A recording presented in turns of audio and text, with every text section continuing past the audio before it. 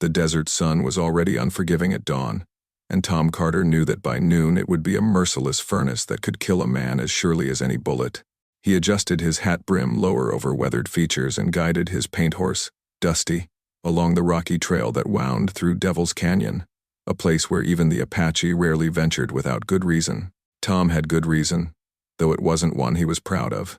His cattle had wandered during the night, spooked by something that had left them scattered across 20 miles of the most inhospitable country in all of Arizona territory. 3 days of searching had left him sunburned, exhausted, and dangerously low on water, but he'd found 18 of his 20 head. The other 2 represented nearly a month's wages, money he couldn't afford to lose.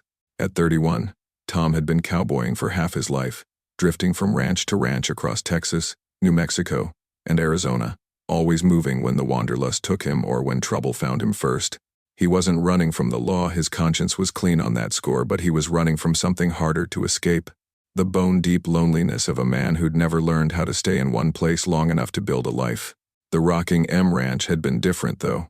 Old Man Morrison treated his hands fair, the work was honest, and the country was beautiful in its harsh way. Tom had been thinking about maybe settling down, even started eyeing a little spread for sale up near Prescott. But that kind of thinking required a man to believe in tomorrow, and Tom Carter had learned not to count on much beyond sunset. The sound that stopped him cold wasn't one that belonged in Devil's Canyon. It was a woman's scream, high and desperate, echoing off the red rock walls like a physical blow. Tom's hand went instinctively to his Colt .45, his eyes scanning the maze of boulders and twisted mesquite that could hide a dozen men or 100 dangers. There it was again, closer this time, followed by men's voices speaking in a language Tom didn't recognize, but in tones he understood perfectly. Cruel, mocking, predatory. His jaw tightened as he recognized what he was hearing. Somewhere in this labyrinth of stone and shadow, a woman was in mortal danger. Tom had 2 choices: mind his own business and ride away, or get involved in something that was likely to get him killed. The smart choice was obvious. The right choice was something else entirely. He dismounted, checked his weapons, and began working his way through the rocks toward the sound of trouble, moving with the careful silence of a man who'd learned that staying alive often depended on not being heard or seen. What he found when he reached a natural amphitheater formed by towering red cliffs made his blood run cold and his trigger finger itch with barely controlled rage. 3 men in the dusty clothes of drifters had cornered a young Apache woman against the canyon wall. Her traditional dress was torn, her long black hair disheveled from fighting, but her dark eyes still blazed with defiance even as blood trickled from a cut on her cheek. The men were taking their time, enjoying her fear and desperation like vultures savoring carrion.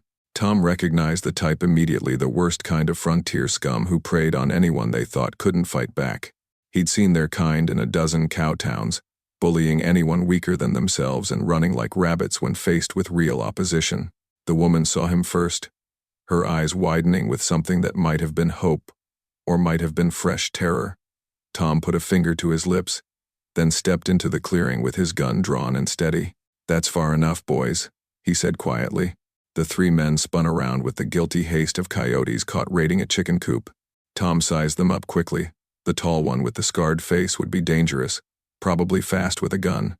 The stocky one with the broken nose looked mean but stupid, and the youngest one, barely out of his teens, had the nervous energy of someone trying too hard to prove his toughness.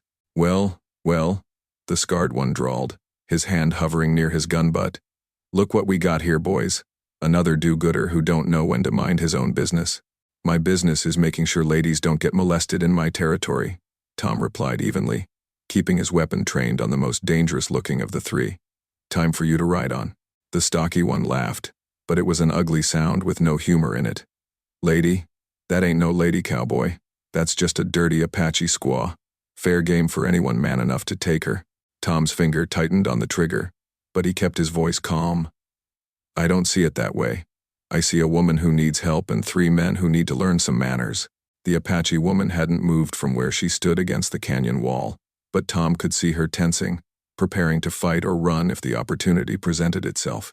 There was something in her bearing, a dignity and strength that remained unbroken despite her circumstances, that reminded him of his own mother, who'd faced down claim jumpers and hostile weather with the same quiet courage.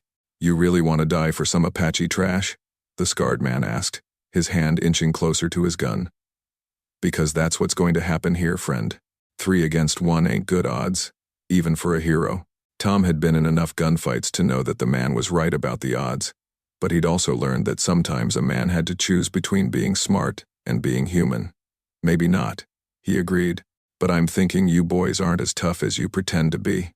Most men who pick on women usually aren't. The insult hit home, and Tom saw the anger flare in all 3 faces. The youngest one made the first move, his hand darting toward his gun with the awkward speed of inexperience. Tom's Colt barked once, sending the boy's pistol spinning from nerveless fingers and leaving him clutching a bloody hand.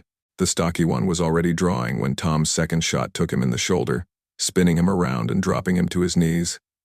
That left the scarred man, who was faster than Tom had expected. The outlaw's bullet whined past Tom's ear as he dove sideways, rolling behind a boulder as return fire chipped stone fragments around him. "You made a big mistake, cowboy," the scarred man shouted. "Now you're going to die slow." Tom risked a quick look around the boulder and saw that his opponent had taken cover behind a fallen log, positioning himself where he could see both Tom's hiding place and the Apache woman. It was a smart tactical move that eliminated Tom's ability to maneuver without exposing himself to gunfire. That's when the Apache woman made her own move. With the fluid grace of someone who'd grown up in country where hesitation meant death, she snatched up a fist-sized rock and hurled it with devastating accuracy at the scarred man's head. The stone struck him just above the left ear with a sound like a melon dropping, and he toppled sideways, his gun falling from limp fingers. The sudden silence that followed was broken only by the groaning of the wounded men and the distant cry of a hawk circling overhead. Tom rose from behind his boulder, gun still ready, and surveyed the aftermath of the brief but violent encounter. The youngest outlaw was sitting on the ground, cradling his wounded hand and looking like he wanted to cry. The stocky one was conscious but out of the fight, his shoulder bleeding freely. The scarred man was unconscious, breathing but unmoving. "Thank you," the Apache woman said in careful English, her voice steady despite what she'd just endured. "You risk much for stranger?" Tom holstered his gun and tipped his hat. "Couldn't have done it without your help, ma'am." That was some throw. As Tom tended to the wounded outlaws, he wasn't about to let them bleed to death. Despite what they'd tried to do, the Apache woman gathered the scattered weapons and watched the proceedings with intelligent, dark eyes that missed nothing. She moved with the confident efficiency of someone accustomed to taking care of herself, checking the outlaws' bonds and examining their horses with the practiced eye of someone who knew good livestock. "I am Ciala," she said as Tom finished bandaging the stocky man's shoulder wound. "Daughter of Naalnish, war chief of the Chiricahua Apache." The name hit Tom like a physical blow. Naalnish was legendary throughout the territory, a war chief whose tactical brilliance had frustrated the army for years and whose raids had become the stuff of frontier nightmares. The idea that he'd just saved the daughter of one of the most feared Apache leaders in the Southwest made Tom's mouth go dry. "War chief's daughter," he repeated slowly. "Well, that explains the throwing arm." Ciala smiled at that, the first genuine smile he'd seen from her. "My father, he teach all his children to fight. Says Apache woman must be warrior too, or she not survive in white man's world." Tom could see the wisdom in that philosophy, especially given what had just happened. "Speaking of survival, what are you doing out here alone? This isn't exactly safe country for anyone, but especially not for—" He paused, not sure how to phrase it diplomatically. "For Apache woman?" Ciala finished for him. "I tracked these men 3 days. They steal horses from our camp, kill my cousin who tried to stop them. I follow to get horses back, get justice for my cousin's death." Tom looked at the 3 outlaws with new understanding. Horse theft was a hanging offense in most of the territory, and killing during the commission of a crime made it even worse. These men weren't just thieves and would-be rapists, they were murderers. "Your horses," Tom said. "Where are they now?" Ciala pointed toward a narrow side canyon. "Hidden there. I wait for right time to take them back. But these men, they catch me first." Tom considered the situation. The smart thing would be to tie up the outlaws, help Ciala recover her horses, and part ways with everyone going their separate directions. But something about this woman, her courage, her dignity, the way she'd fought both her attackers and then helped him win the gunfight made him reluctant to simply ride away. "These men need to face justice," he said finally. "White man's justice and Apache justice both. Killing your cousin makes this a blood debt that can't be ignored." Ciala studied his face with those penetrating dark eyes. "You understand Apache law?" "Some. I've worked with Apache scouts, learned a few things about your ways. Tom met her gaze steadily. Blood debt has to be paid, one way or another. Yes, Ciala agreed. But these men, they will not live to see white man's court. Apache justice is swift. Tom felt the weight of the decision he was about to make. Legally, he should take these men to the nearest town and turn them over to the sheriff. Morally, he wasn't sure the legal system would give them the punishment they deserved, especially not for crimes against Apache people. Practically, he wasn't sure he could get them to town alive even if he tried. What does Apache justice look like for men like this? He asked. Ciala's expression hardened. For horse theft, hanging. For murder, hanging. For attacking, Apache woman. She made a cutting gesture across her throat. Death, but not quick death. Tom nodded slowly. He'd seen enough frontier justice to know that it was often harsh but usually fair. These men had earned whatever fate awaited them through their own choices and actions. Your decision, he said simply. They're your prisoners now. The trust implicit in that statement wasn't lost on Ciala. In a territory where Apache and whites were more often enemies than allies, Tom was essentially placing his life in her hands by deferring to Apache justice. You trust Apache law? She asked. I trust you, Tom replied, and was surprised to realize he meant it completely. What followed was unlike anything Tom had ever experienced. Ciala produced a length of rawhide rope from her pack and began securing the three outlaws with knots that were both artistic and inescapable. The unconscious leader was beginning to stir, groaning as he regained awareness of his situation. Apache justice requires witnesses, Ciala explained as she worked. My people must see these men, hear their crimes spoken aloud, decide their fate together. This is our way. Tom helped her recover the stolen horses from the side canyon, magnificent animals that showed the careful breeding and training the Apache were famous for. Among them was a magnificent black stallion with intelligent eyes and a proud bearing that marked him as something special. That one belonged to my cousin, Ciala said softly, her voice carrying a grief she'd kept hidden during the fight. His name was Taze. He raised this horse from colt, trained him for war and for peace. Horse will mourn his death as we do. The pain in her voice reminded Tom that behind the warrior's facade was a woman who'd lost family to these men's greed and violence. Her cousin hadn't been just another Apache to her, he'd been someone she'd grown up with, someone she'd loved. I'm sorry for your loss, Tom said, and meant it. What was his name? Taze, she replied. It means strength of the eagle. He was good man, kind to children, wise in counsel. These men, they kill him for horses that meant nothing to them but everything to us. As they prepared to travel, Tom realized he was committing himself to something far more complex than a simple rescue. By agreeing to accompany Ciala back to her people, he was entering a world where he would be the outsider, where Apache law and custom would determine not just the fate of the outlaws but possibly his own fate as well. Your people, he asked as they loaded the wounded outlaws onto their own horses. How will they react to seeing a white man? Ciala considered the question seriously. Some will be angry. Some will be suspicious. Some will want to kill you before you can betray us to soldiers. She looked at him directly. But when they hear what you did, when they see you bring my cousin's killers for justice, most will honor you as friend. And if they don't, then we both die, she said matter-of-factly. But death with honor is better than life with shame. The journey to the Apache camp took 2 days through country that Tom had never seen before, hidden valleys and secret passages through the mountains that revealed the Apache's intimate knowledge of their homeland. Ciala proved to be an excellent traveling companion, sharing food and water generously and demonstrating a familiarity with the landscape that bordered on the supernatural. On the second night, as they camped in a sheltered grove beside a clear spring, Tom asked the question that had been troubling him since the rescue. Why were you tracking those men alone? Surely your father has warriors who could have done this more safely. Ciala stared into the fire for a long moment before answering. Taze was to be my husband. We were to marry when summer came. Apache law says blood debt belongs to family of the dead.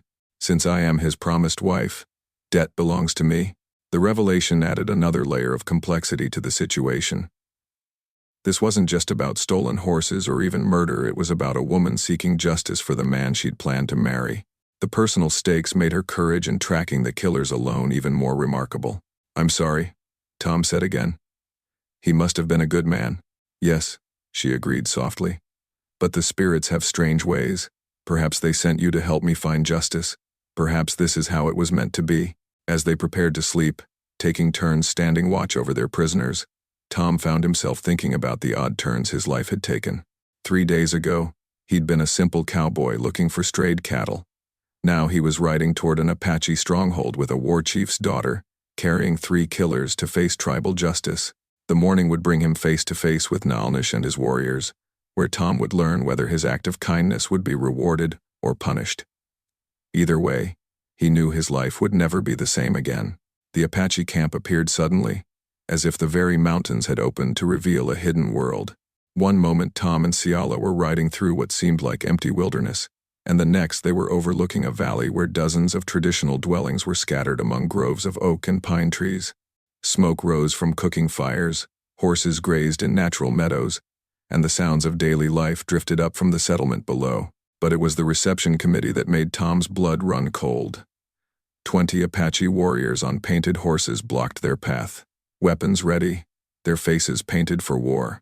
At their head rode a man who could only be Naalnish himself, tall, powerful, with the bearing of someone accustomed to command and the scars of someone who'd earned his position through battle.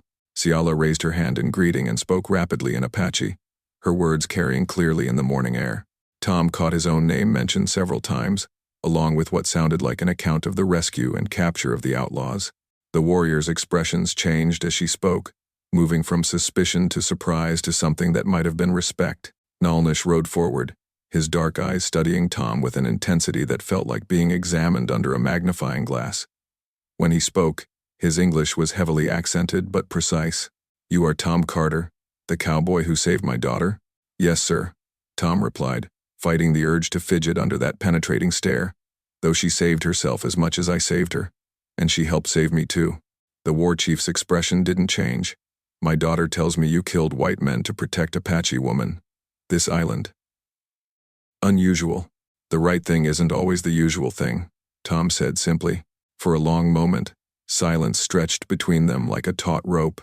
Then, Naalnish smiled, not the fierce grin of a predator, but the genuine smile of a father who'd gotten his daughter back alive. "Bring the prisoners," he commanded. "All the people will hear their crimes and see justice done." The trial that followed was unlike anything in Tom's experience. The entire Apache community gathered in a natural amphitheater at the center of the camp, with Naalnish and the other chiefs seated on a raised platform of flat stones. The 3 outlaws were brought forward, their crimes translated and explained to the assembled crowd. Tom found himself in the unexpected position of a key witness, asked to describe the attack he'd interrupted and the fight that followed.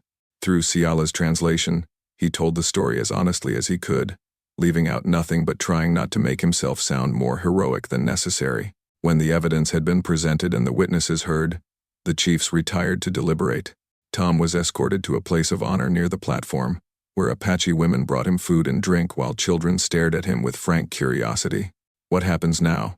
he asked Ciala, who had remained at his side throughout the proceedings. "The chiefs decide punishment," she explained. "For horse theft and murder, death is certain.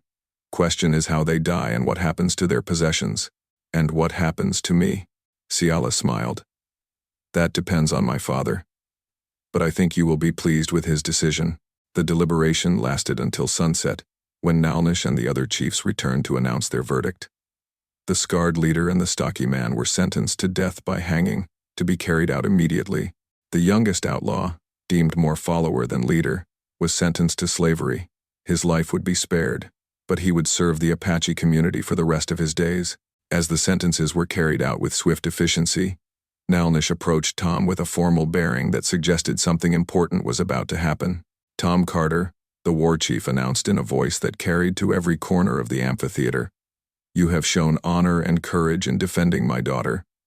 Apache people do not forget such debts." What Naalnish announced next left Tom speechless and the assembled Apache murmuring in amazement.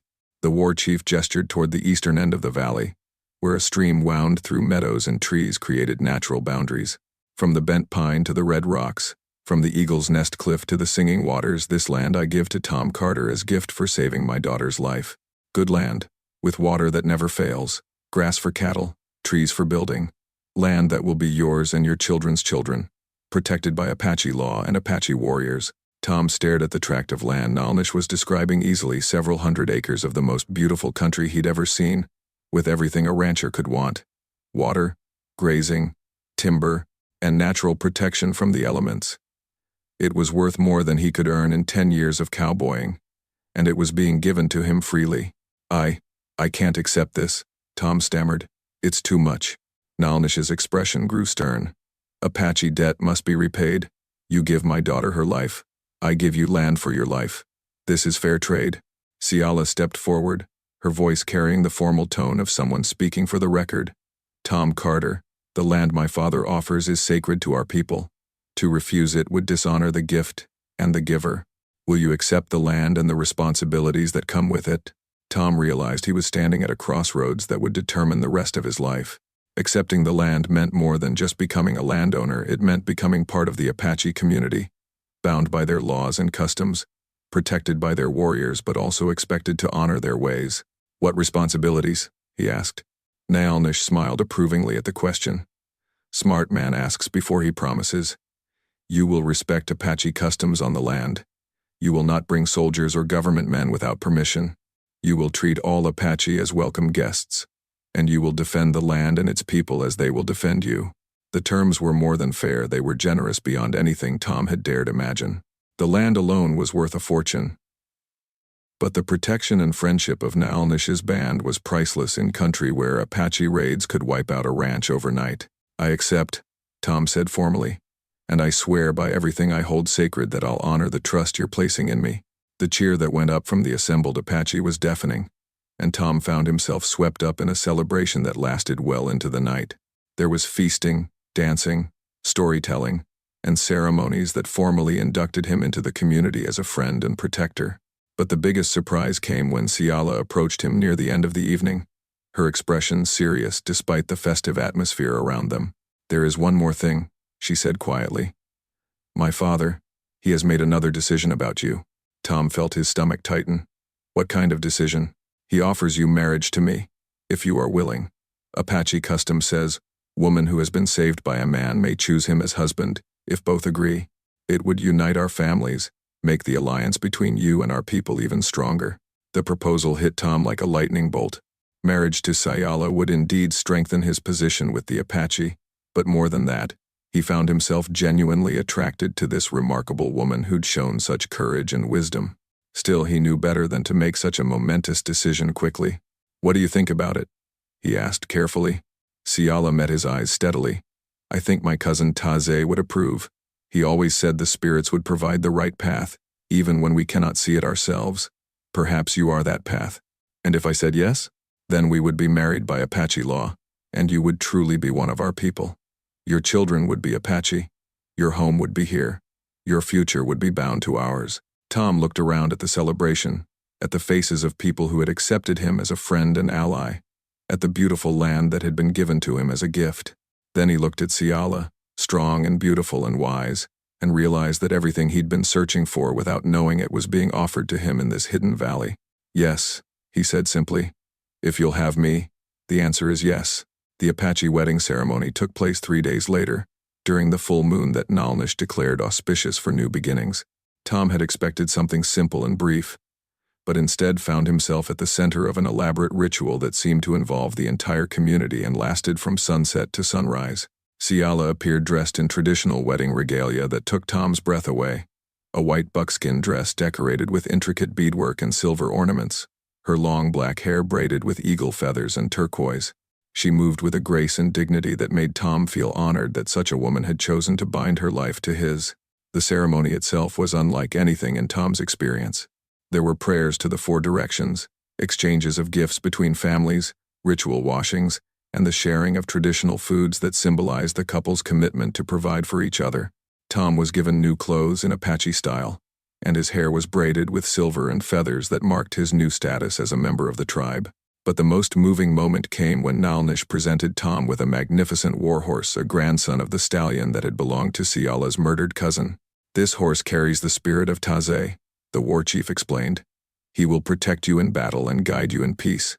Treat him with honor, and he will serve you faithfully all his days. As the ceremony concluded and the newlyweds were led to their new home, a beautiful lodge that had been constructed during the 3 days of preparation, Tom realized that his transformation from wandering cowboy to Apache husband and the landowner was complete. The restless spirit that had driven him from place to place for years seemed to have finally found its home. The months that followed were perhaps the happiest of Tom's life. With Ciala's guidance, he learned Apache customs and language, while she learned his methods of cattle raising and farming. Together, they developed the land Naalnish had given them, building a cabin that combined the best of both cultures and establishing a small but thriving ranch operation. The Apache protection proved as valuable as Naalnish had promised. When cattle rustlers tried to raid Tom's growing herd, they found themselves facing Apache warriors who appeared from nowhere and disappeared just as quickly, leaving the would-be thieves tied up for the territorial authorities to find. When government officials came asking questions about unauthorized settlements on Apache land, they were politely but firmly escorted back to the territorial boundaries. Tom's ranch became a bridge between two worlds, a place where Apache could trade their goods for manufactured items they needed, and where white travelers could stop for supplies and information without fear of conflict. His reputation as an honest broker between the cultures spread throughout the territory, and he found himself mediating disputes and preventing misunderstandings that could have escalated into violence. But perhaps the most significant change came when Ciala announced she was pregnant. The news that their child would be the firstborn of the union between their peoples was celebrated throughout the Apache community as a sign of hope for the future. "Our child will belong to both worlds," Ciala said as they sat on their porch watching the sunset paint the mountains in shades of gold and crimson. Apache and white, warrior and rancher, bridge between past and future. Tom placed his hand on her growing belly, feeling the movement of new life within. "What kind of world will we leave for this child?" "A better world than the one we inherited," Ciala replied with conviction. "A world where people judge each other by their actions, not the color of their skin or the language they speak." The birth of their son during the spring of 1887 was celebrated as more than just a family event. It was seen as a symbol of hope for peaceful coexistence between Apache and white settlers. The boy, whom they named Joseph Taze Carter, in honor of Ciala's murdered cousin, was healthy and strong, with his mother's dark eyes and his father's determined chin. Naalnish doted on his grandson, spending hours teaching the infant Apache songs and stories, while Tom's former boss at the Rockingham Ranch rode over to congratulate them and offer help with the cattle operation. The sight of a grizzled old cowboy and an Apache war chief arguing good-naturedly about the best way to break horses, while a mixed-blood baby slept peacefully between them, seemed to embody the possibilities of their changing world. But the outside world was changing too, and not always in ways that favored their peaceful experiment. The territorial government was under increasing pressure from Washington to relocate all Apache to reservations. While some Apache bands were growing restless under the restrictions of the treaty system, Tom found himself increasingly called upon to serve as an interpreter and mediator as tensions rose on both sides. The crisis came in the summer of Joseph's second year, when a band of young Apache warriors, frustrated by broken promises and shrinking territory, launched a series of raids against white settlements. The territorial governor responded by ordering the army to round up all Apache, peaceful or not, and confine them to the reservation at San Carlos. "They're coming for us," Ciala said quietly as she watched the dust cloud of approaching cavalry from their porch. "All of us. Even those who have kept the peace." Tom felt his jaw tighten as he counted the soldiers, at least 2 companies, enough to overwhelm any resistance Naalnish's band might offer. "Not if I have anything to say about it." He rode out to meet the military column before they reached the Apache camp, his mind racing as he tried to figure out how to prevent what could become a massacre. The commanding officer, a young captain named Morrison who looked like he'd rather be anywhere else, greeted Tom with obvious relief. "Mr. Carter, thank God you're here. I've got orders to escort all Apache in this area to San Carlos, but I'm hoping you can help me do it without anyone getting killed." "Captain, these people aren't raiders," Tom said firmly. "They're peaceful farmers and ranchers who've never broken their treaty obligations. Some of them have been helping track down the actual raiders." Morrison looked uncomfortable. "I understand that, sir, but my orders don't make distinctions. All Apache are to be relocated for their own protection and the safety of the white settlers." Tom realized that legal arguments weren't going to work here. The captain was a good man following bad orders, caught between his duty and his conscience. What was needed was a different approach entirely. "Captain, what if I could guarantee the good behavior of these Apache? What if they had a white sponsor who would vouch for them and take responsibility for their actions?" Morrison's eyes lit up with hope. You'd be willing to do that? More than willing. These people are my family now. My wife, my son, my father-in-law, they're all Apache. If you relocate them, you'll have to relocate me too. The captain stared at Tom in amazement. You're married to an Apache woman? You have Apache family? By Apache law and by choice, Tom confirmed.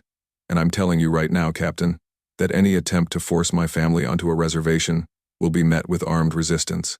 From me. The threat hung in the air between them like smoke from a distant fire. Morrison was clearly trying to figure out how to handle a situation his military training had never prepared him for. There might be another way, the captain said slowly. If these Apache were legally adopted by a white citizen, if they had official protection under territorial law, Tom felt his heart leap with hope. What would that require? Paperwork, mostly. Legal documents establishing guardianship, sworn statements about their peaceful intentions, bonds posted for their good behavior. Morrison paused. And it would have to be approved by the territorial governor himself. Then let's go see the governor.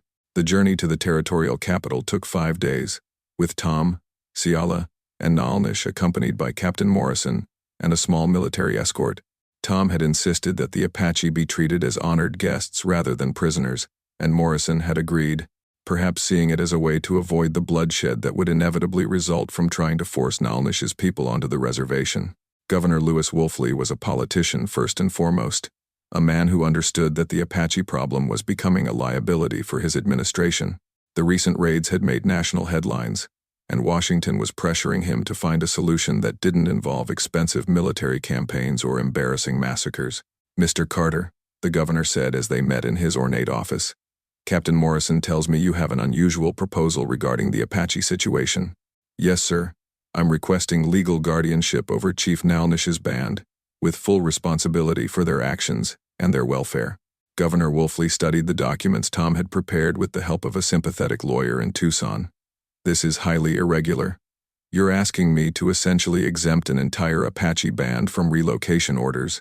I'm asking you to recognize that not all Apache are hostile, and that some have successfully integrated into territorial society, Tom replied.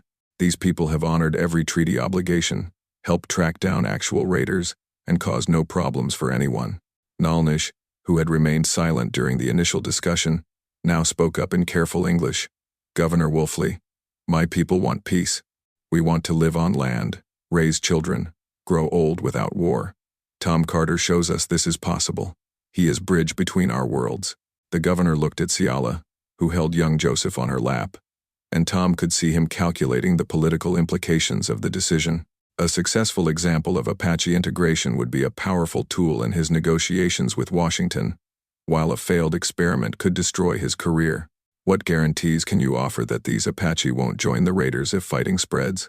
Wolfley asked. My life, Tom said simply. If any member of Naalnish's band participates in hostile actions against white settlers, I forfeit all my property and submit to whatever punishment you deem appropriate. The boldness of the offer clearly impressed the governor. And Chief Naalnish, what do you say to this arrangement?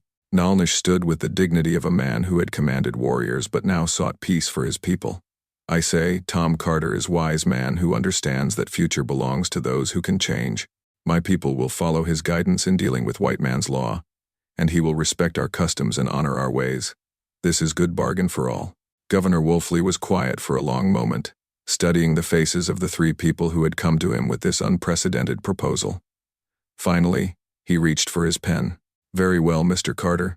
I'm granting your request for legal guardianship over Chief Naalnish's band, with the understanding that you accept full responsibility for their actions. But I'm also adding a provision if this experiment succeeds, if your Apache can live peacefully alongside white settlers for 2 full years, I'll recommend to Washington that similar arrangements be made available to other peaceful Apache bands. The implications of the governor's words were staggering. Tom's personal decision to save one Apache woman could potentially change the fate of thousands of Native Americans throughout the Southwest. Thank you, Governor, Tom said, his voice thick with emotion. You won't regret this decision. I hope not, Mr. Carter. For all our sakes, I hope not. The paperwork was completed within hours, and by sunset, Tom found himself the legal guardian of 43 Apache men, women, and children, responsible for their welfare and answerable for their actions to the territorial government. It was a responsibility that would have terrified him just a few years earlier, but now felt like the natural culmination of the journey that had begun when he heard a woman's scream echoing through Devil's Canyon. The return journey to their valley was triumphant, with Apache scouts riding ahead to spread the news of their success. When they arrived, they found the entire community waiting to celebrate, their traditional dwellings surrounded by white flags to signify their peaceful intentions and their new legal status. But the real test was yet to come. 2 years later, as Tom stood on the porch of his expanded ranch house watching his son Joseph take his first tentative steps across the yard, he reflected on how dramatically his life had changed since that day in Devil's Canyon. The little boy, now walking confidently between his Apache grandfather and his white father, seemed to embody everything Tom and Ciala had hoped their union would represent. The experimental Apache community had not only succeeded, it had thrived beyond anyone's expectations. The ranch had grown into a prosperous operation that supplied beef to mining camps throughout the territory, while Apache craftspeople had developed a thriving trade in pottery, baskets, and traditional medicines that were prized throughout the Southwest. More importantly, the community had become a model for peaceful coexistence that was attracting attention far beyond Arizona territory. Delegations of government officials, military officers, and tribal leaders had come to study their methods, and several other Apache bands had requested similar arrangements with the territorial government. The success hadn't come without challenges. There had been conflicts over water rights, disputes about grazing boundaries, and occasional incidents when young men from both cultures let old prejudices overcome common sense.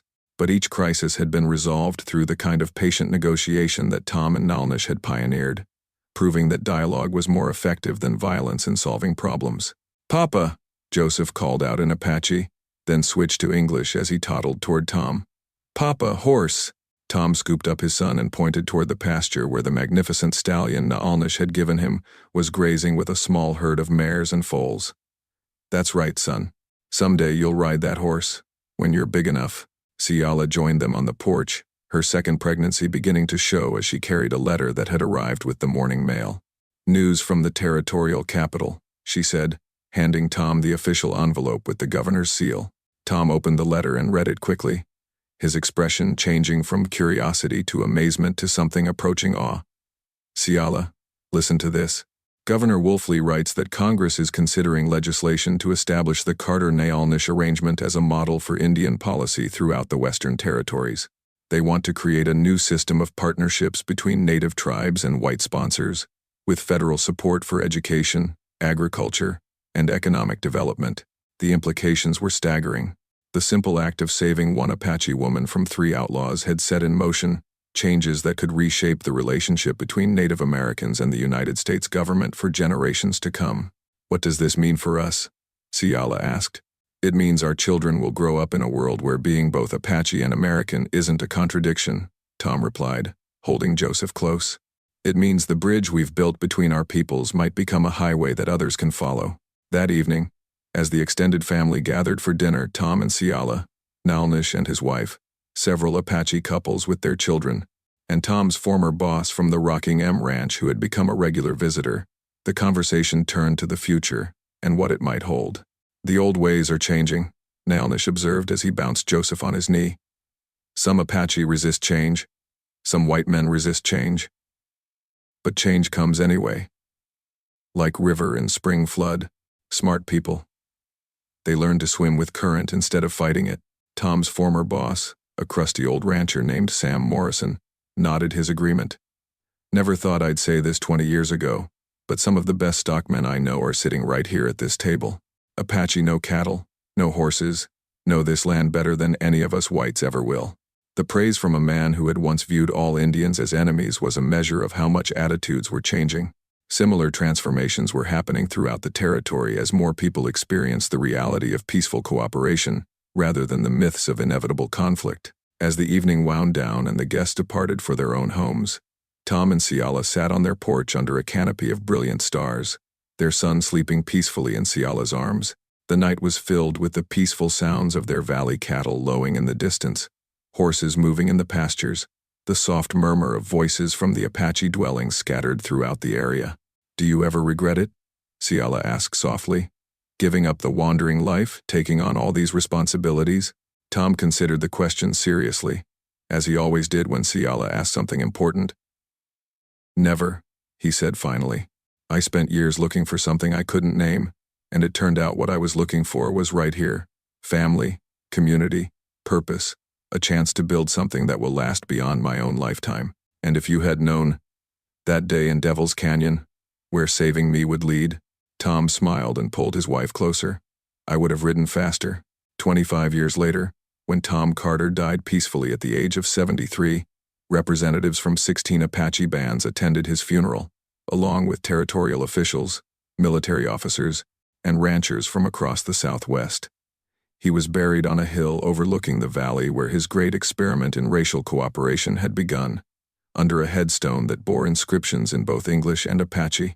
Joseph Taze Carter, by then a successful rancher and territorial legislator, spoke at the funeral in both languages, honoring his father's memory and his mother's heritage. The Carter-Naalnish Indian Partnership Act had become federal law in 1895, creating a new model for Native American policy that emphasized cooperation over coercion, integration over segregation. The ranch and the Apache community it anchored continued to thrive for generations, becoming a living monument to the power of one person's moral courage to change the course of history. Visitors still come to see the place where enemies became family, where prejudice was transformed into partnership, and where the simple act of helping a stranger in need grew into a legacy that shaped the American West. On the museum that now occupies part of Tom Carter's original ranch house, a plaque tells the story in both English and Apache. Here began the great friendship between peoples, when one man chose compassion over convenience and discovered that kindness is the strongest force in the human heart. The words were chosen by Ciala herself, before her death at 91, as the truest possible description of what her husband had accomplished. Tom Carter had saved her life that day in Devil's Canyon, but in doing so, he had saved something much larger, the possibility that different peoples could choose understanding over hatred, cooperation over conflict, and love over fear. The land Naalnish had given Tom as a reward for his kindness still belongs to the Carter family, protected by Apache law and treasured by Apache people, as a sacred place where the future was born from an act of simple human decency. And every spring, when the wildflowers bloom in the meadows and the young horses run free in the pastures, the descendants of Tom Carter and Ciala gather to tell the story of how their ancestors' courage in the face of danger created a legacy of peace that echoes through the generations like a song that will never end.